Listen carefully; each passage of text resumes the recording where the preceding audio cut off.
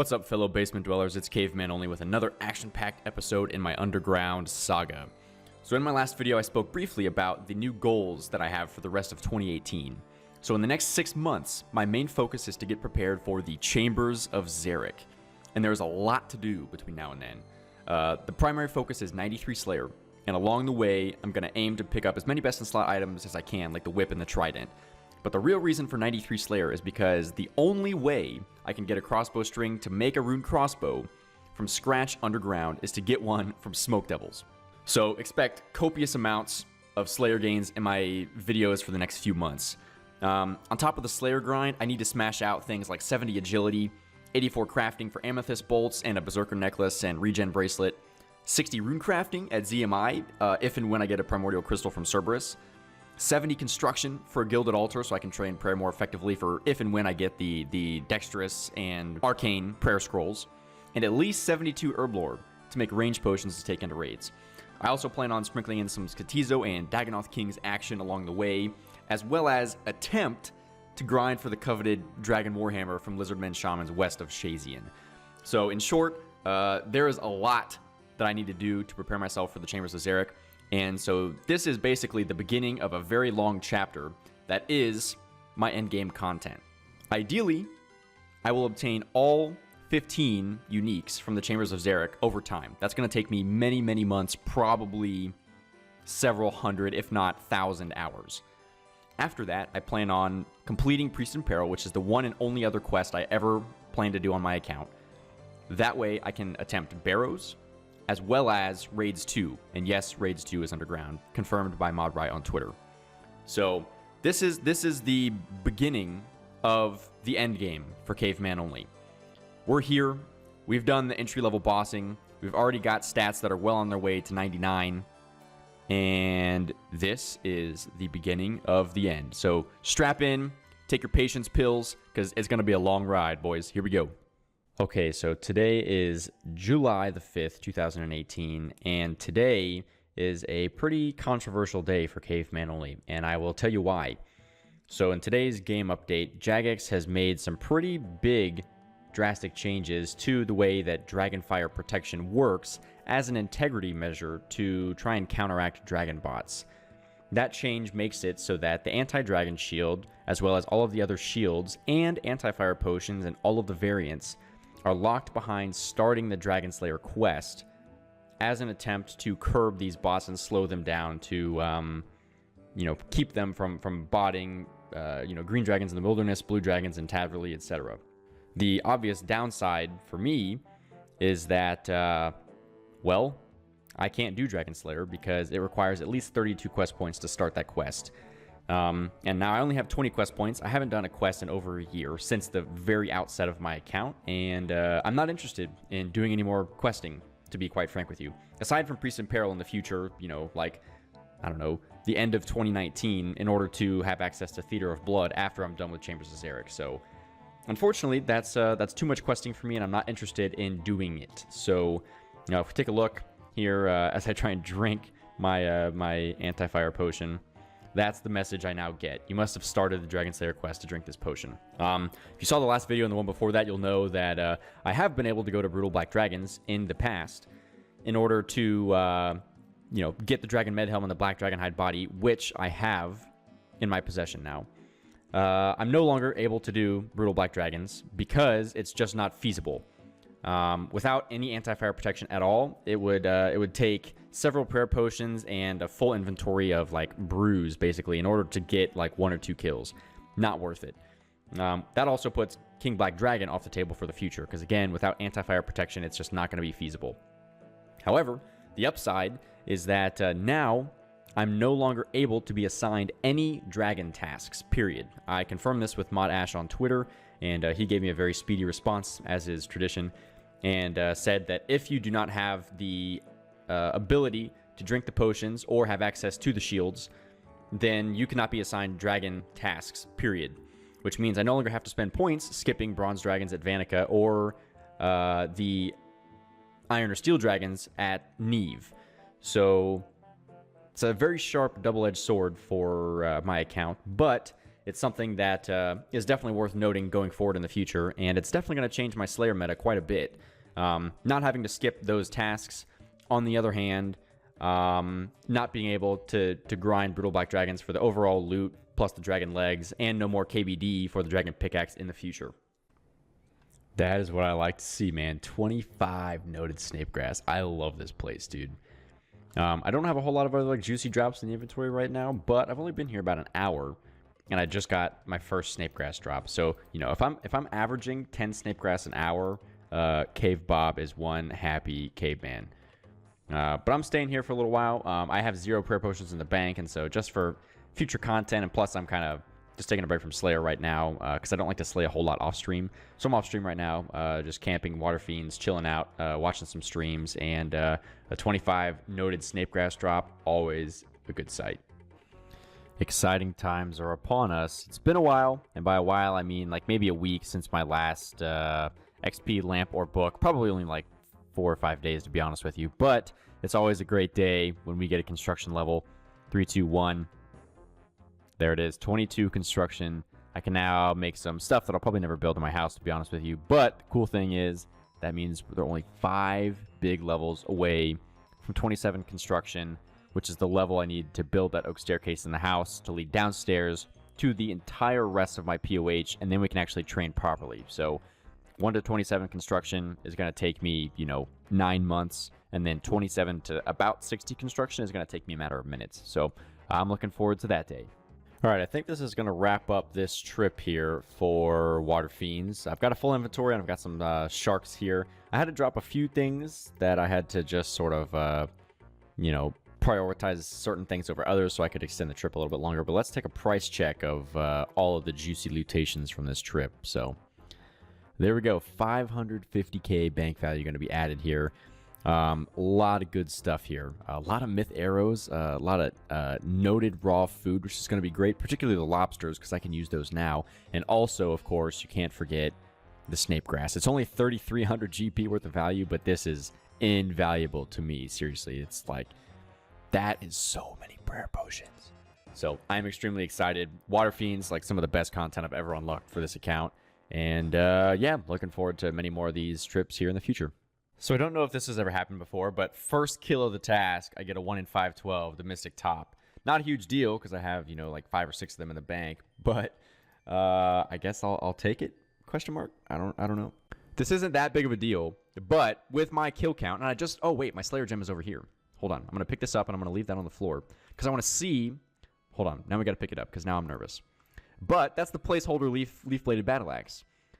It's just over 1 in 1,000 drop rate. And I've killed well over 2,000 Cuirass. Yeah, I'm at 2,549 now. So it was about damn time I had a placeholder. But that's kind of cool. Also, on my last Cuirass task, I had a 1 kill count Light Mystic Top. And on the previous Cuirass task, I had 2 Light Mystic Tops. So 2 Light Mystic Tops, another Leaf-Bladed Sword earlier, and now the placeholder Leaf-Bladed Battle Axe.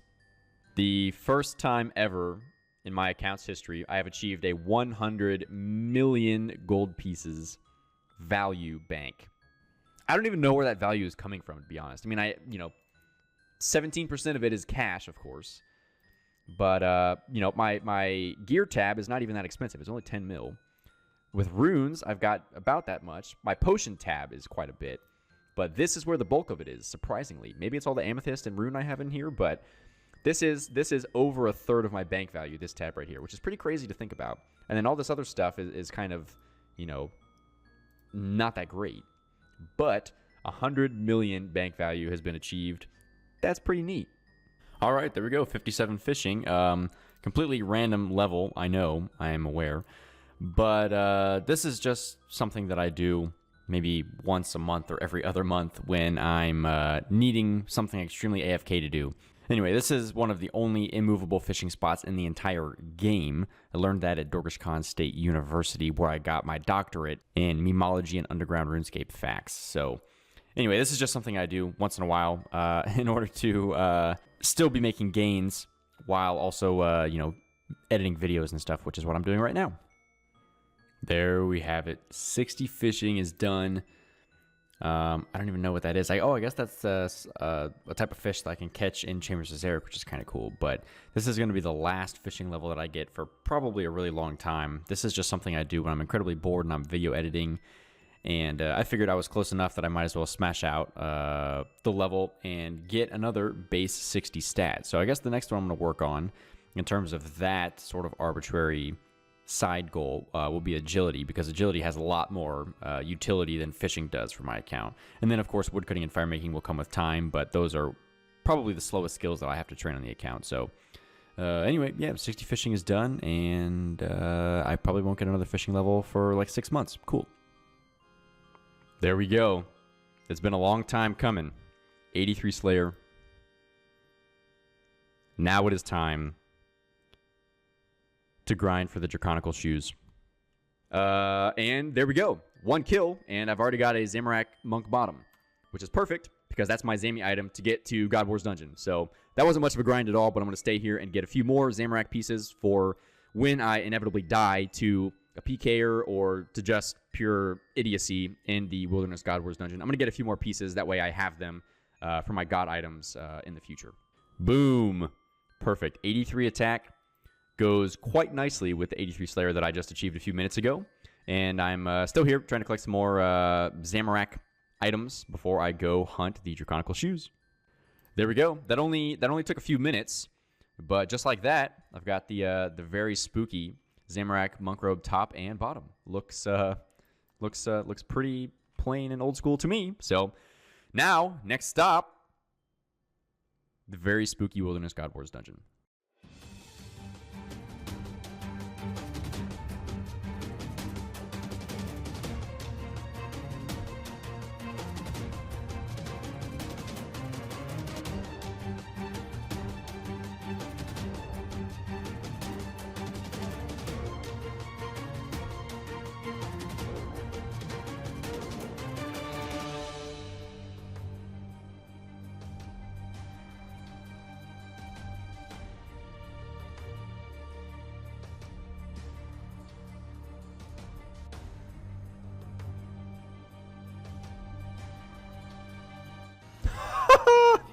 See ya, bro. Nice try, idiot. Holy shit. Oh my god. Pause everything. Get me the fuck out of here right now. Does this work? It doesn't work. Okay. Get me out of here right now. That's it. Let's check the kill count right now. We got it, boys. The Draconical Shoes have been acquired. But the Runite shoes were not best in slot for as long as the Mithril boots were from the predecessors. But let's see the kill count here. Wait, no, that's not right. Spiritual Mages, 65. Only 65 kill count. So that's well below the drop rate. So managed to get pretty lucky. But let's put these bad boys on. Why don't we? Oh my god. Look at that. Now that is what I call content, people. That is what I call content. The Draconical Shoes have been obtained well under the drop rate in the very spooky Wilderness God Wars part of the dungeon. So I'm very happy to get these. These are a really nice upgrade, and they look fantastic with the full Obsidian plate armor set. Not going to lie, that looks pretty sweet. Way better than the Runite shoes. So now I just have to grind 8 more Slayer levels and go to Cerberus, which is arguably spookier than the Wilderness God Wars dungeon, and try to get a Primordial Crystal that I can slap on these bad boys. So, Draconical Shoes have been obtained right as I got 83 Slayer only a few hours after, and now we carry on with the Slayer grind as usual, and the next unique coming up on the Underground Mostly Ironman is the Abyssal Whip. So in terms of the bank, not a whole lot has really changed overall. Obviously, I've got the addition of the Dragon Boots, the placeholder leaf-bladed Battle Axe, the Hill Giant Club from the last video, and the Black Dragonhide Body from the last video. But really, the tab that I want to show you the most is my Slayer tab here. I'm up to 13 Dark Totems for Skatisu in the future, 50 Long Bones, and 2 Curved Bones. Cannot trade those in until 30 construction is achieved, which hopefully is only maybe a month or 2 away. But once I achieve 30 construction, my current stash of bones should get me to around 58 construction. By the time I'm done with my lamping to level 27, I'll probably have some more bones, and I'm hoping to get right from level 30 to 60 with just my long and curved bone stash, so that's going to be good. But this is what I wanted to show you most. This is the stash of all of the alkables that I have obtained so far on my Slayer grind just since level 80. So this is roughly only 3 levels of alkables here from Slayer, but it's quite a bit. I have 63 adamant battle axes from Warp Jellies, 27 rune longswords from Curasks. So as you can see, this is starting to look quite juicy. And my plan is to keep collecting as many alkables as possible over the Slayer grind to level 93. So I probably won't show the bank too often between now and 93 Slayer. And a quick look at the stats.